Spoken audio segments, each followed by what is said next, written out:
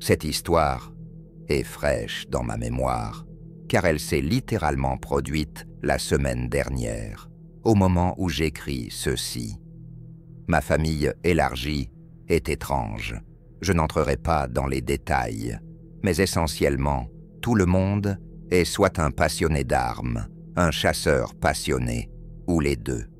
La plupart des familles partent en vacances en été. La mienne a tendance à partir plutôt en hiver. Nous ne partons pas en vacances typiques cependant. Chaque saison, les adultes se cotisent et louent une maison pour une semaine dans un endroit aléatoire, généralement dans les bois. Cette fois-ci, c'était un chalet au Vermont. Je dis chalet, mais c'était plus comme un château. Il fallait bien ça pour nous accueillir, tous. Vient maintenant la partie étrange. Nous jouons à beaucoup de jeux bizarres, en famille. La plupart impliquent des tirs sous une forme ou une autre. Voici le plus étrange. L'avant-dernière nuit, tous les adultes s'équipent de vêtements chauds et s'aventurent dehors dans les bois pour une partie massive de laser game. Je sais à quel point cela semble ridicule, croyez-moi. Je ne suis pas étranger au fait que des gens sortent de ma vie à cause de ma famille. Le gagnant chaque année peut réclamer un pot assez décent et beaucoup de droits de vantardise. De plus, nous jouions avec ce set vraiment cool, de qualité industrielle que mon oncle Lucian avait fabriqué. Il était le plus enthousiaste à propos de tout cela. Les règles étaient simples, c'était chacun pour soi, et la dernière personne taguée gagnait. S'il restait plusieurs personnes, à minuit, le prix était partagé.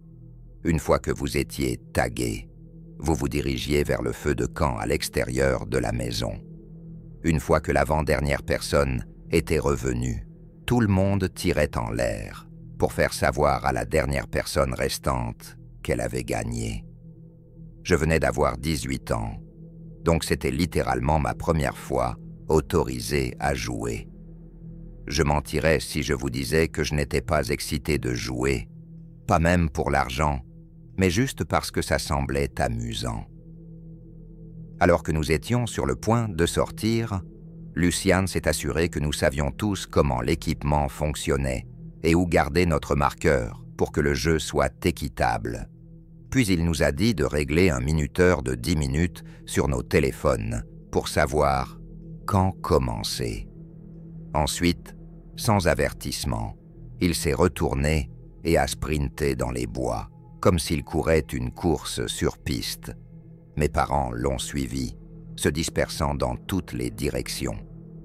J'ai remarqué que la plupart d'entre eux avaient couru en montée. Alors j'ai pensé que descendre me donnerait une meilleure chance de durer plus longtemps. Il faisait sombre, mais la neige au sol rendait les choses assez visibles. Je ne me souviens pas combien nous étions à jouer, mais c'était beaucoup. Au moins 10 de mes cousins et quelques couples de parents, y compris les miens. Notre famille est assez grande. Après m'être aventuré profondément dans la forêt, j'ai trouvé un petit perchoir, d'où je pouvais voir assez loin, en haut de la colline. Alors j'ai décidé d'attendre là et de reprendre mon souffle. Je suis resté assis là pendant un bon moment, essayant de réfléchir à ce que je devais faire.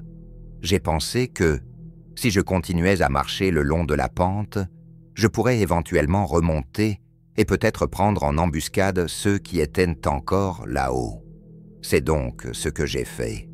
J'ai dû marcher le long de la pente, vers la gauche, pendant 15 minutes d'affilée, mettant autant de distance que possible entre moi et la maison. Le temps n'était vraiment pas un problème, car il restait encore environ 2 heures avant minuit. J'ai commencé à remonter la pente quand j'ai entendu un très faible bruit de craquement par-dessus mon épaule gauche dans la direction opposée à la maison de mon oncle. J'ai sauté derrière l'arbre le plus proche, priant pour que celui qui était là ne puisse pas avoir un tir net. Après quelques secondes, j'ai regardé dans la direction du son, mais je n'ai rien vu. Puis, après avoir forcé mes yeux, je l'ai vu. Une piste de pas très faible, presque imperceptible, loin dans la distance. Ils menaient à un arbre épais à environ 15 mètres derrière moi. Il y avait quelqu'un debout derrière cet arbre, j'en étais positif. Et puis ça m'a frappé. Pourquoi ne m'avaient-ils pas simplement tagué? J'étais clairement à découvert, inconscient de leur présence, et ils essayaient clairement de se faufiler derrière moi. J'ai commencé à courir en montant la colline, espérant sortir de portée avant qu'ils ne puissent tirer. J'étais sur le point de continuer vers la droite, en direction de la maison, quand j'ai remarqué quelque chose plus loin, sur la gauche. C'était une autre série d'empreintes. Celle-ci était bizarre, cependant. Elle partait de plus profond, dans les bois, venait vers moi et retournait dans la forêt. Quelqu'un avait-il même réussi à me contourner? Ils auraient dû marcher plus loin dans les bois que moi, ce que je trouvais assez difficile à croire.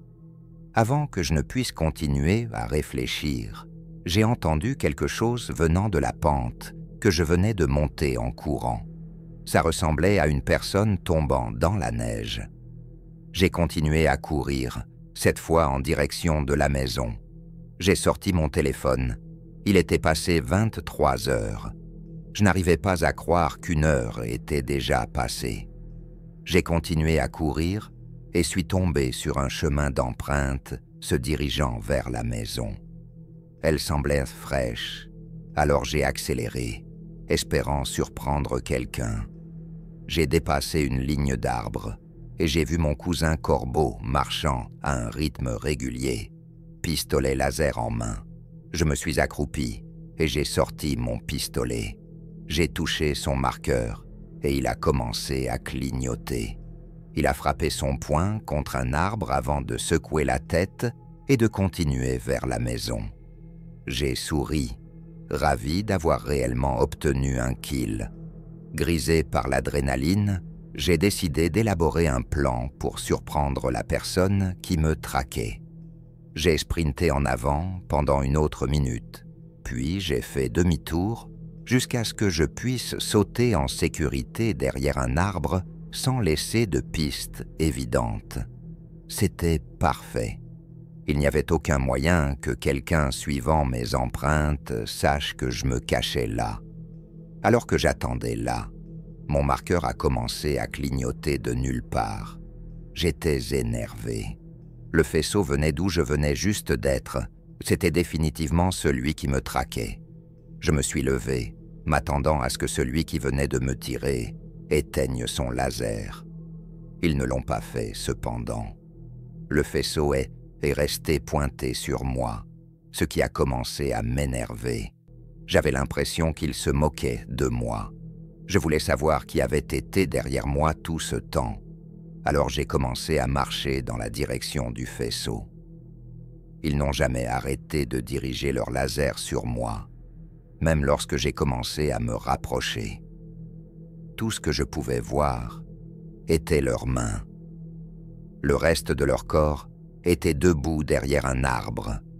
C'est alors que j'ai entendu une série de coups de feu retentir derrière moi, me faisant sursauter. Je me suis figé. Impossible, j'avais dû gagner. Corbeau avait dû être le dernier kill. Mais alors, qui diable m'avait tué? J'ai continué à fixer le mince faisceau de lumière qui était toujours pointé sur moi. Et puis la personne tenant le pistolet laser est sortie de derrière l'arbre. C'était un étranger. Pire encore, ils étaient deux, côte à côte. Juste à ce moment-là, j'ai entendu un craquement derrière moi.